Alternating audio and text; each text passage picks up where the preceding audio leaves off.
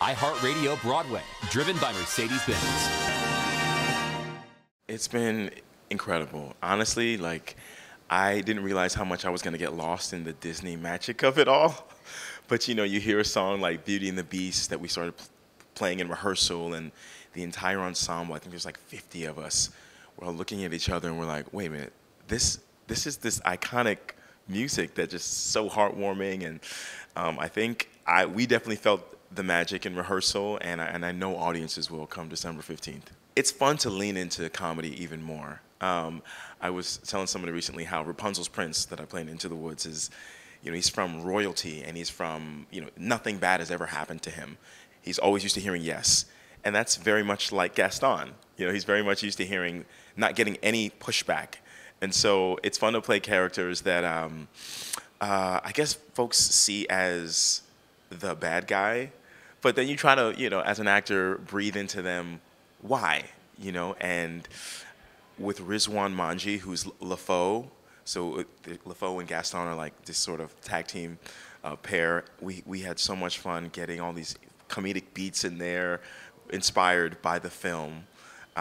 So that was one of the biggest joys of the entire process. But yeah, it's fun to play Gaston. He's larger than life. He's a big guy. We've got a lot of similarities. There's charm, and, you know, gave me an excuse to work out even more. The choreography for Gaston, this ain't what you've seen before. There's going to be, you know, throwbacks to certain, you know, iconic moments, but, you know, this is, I think people will be on their feet by the end of Gaston. What I've learned is it's okay and it's great to show all the sides of you. You know, so much of my career has been playing really dramatic roles, and I've loved every second of it, and that's kind of what I set out to do. But, you know, meanwhile, when I'm hanging out with my friends, everyone is like, we're all cackling, and I'm a funny guy. So it's been great to be able to show the different sides of me in my life. Just this comedic, I want to continue this comedic trend for a while and see where that goes. It feels good. It feels like I belong here among these incredible legends of music and comedy.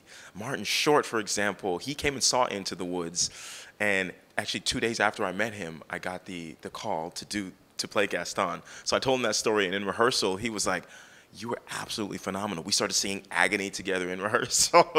I'll release that footage soon. But, you know, I've been a huge fan of hers for such a long time. And when I got the call to do Gaston, I was scrolling through, when my agent called me, I was scrolling through my Instagram looking at her account. So, like, these are people who I'm a fan of and have been inspired by for such a long time. So to be among this group, you know, it's just one of those moments where I've been doing this for like 16 years, and to be able to show what I do so naturally in a iconic thing like Beauty and the Beast just feels extra special. If you love the iconic movie, which who doesn't, you're gonna get to see that. You're gonna get to see scenes interwoven with this new cast who, if you're a fan of me or her or David Allen Greer, Shania Twain, you'll get to hear this music in a way that it has never been sung before. And I can't even stress that enough. Like, the music, the arrangements, everything from the original film is honored, but it's also enhanced in a different way. So I think that's what I'm most excited about for audiences to see the blend of that. What I love about this and what John Chu and Hamish Hamilton set out to do is honor this film. You know what I mean? We're not reinventing anything. We're paying homage to the first animated film to get nominated for an Oscar. And so that feels really special. But on December 15th, there's also going to be an album release of our casts. So that music will be out there forever, and that is really exciting as well. December 15th, I'm dropping a song called Can't Nobody Tell Us Nothing. And I will describe it as like, it's just that undeniable feeling of what it means to be in the center of love, and the intimacy of that, and the fireworks of that. And, you know, I can't wait for folks to hear that. It really is just like an explosion of of love. And I've been working on that song for a very long time. So December 15th, I dropped that. And of course, Beauty and the Beast is happening that day. So it's going to be really big. This album is going to be a lot of conversations with myself. Just literally looking into the mirror and it's about self-love. It's about self-awareness and about, yeah, just talking to yourself and having really positive self-talk. I mean, that's a thing that's been really big in my life. So I think that's what's going to be on this album that comes out eventually. I think, especially being a father of 3 boys, now I think about those special moments of like looking into my son's eyes, and I'm letting myself get lost in the wonder of moments, and I'm writing about that. You know, when my twins were born, I remember just looking at them, and I was like, "Is this real?" And for Can't Nobody Tell Us Nothing, like one of the lyrics in it is like, I might be dead, I might be fast asleep. Because it just feels like such a strange feeling to love so deeply. So I've been getting really lost in moments and exploring just one moment of like looking into someone's eyes or like a tear falling down and just going down that rabbit hole and staying there. Sondheim Stale World Sessions. Can we get some of that? You know what? Definitely before the end of the year, we're going to have more of that.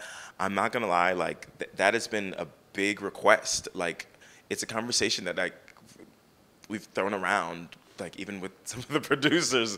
So I don't know if it's going to happen. We close January 8th, but it would be nice to leave into the world some of those special moments, because I didn't realize how big those sessions are going to be. I love arranging and I love rethinking, you know, just whatever the music that I'm working on in the shows. And when you have people like Sarah Bareilles or Bettina Miller or Philippa Sue to just be like, you can just dream big and say, try this on. And they're like, boom. You know, like the Go Easy on Me and Children Will Listen, which was one of the biggest ones. When we did that, we all looked at each other after we filmed it and we were like, that was like really special.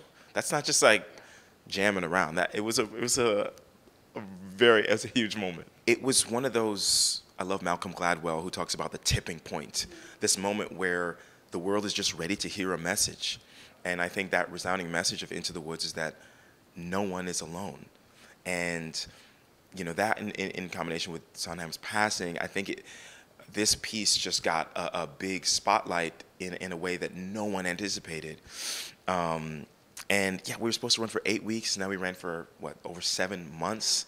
And audiences have been electric. Like, you would have thought it was like, we're backstage, we're like, is this a rock concert or is this a Sondheim show?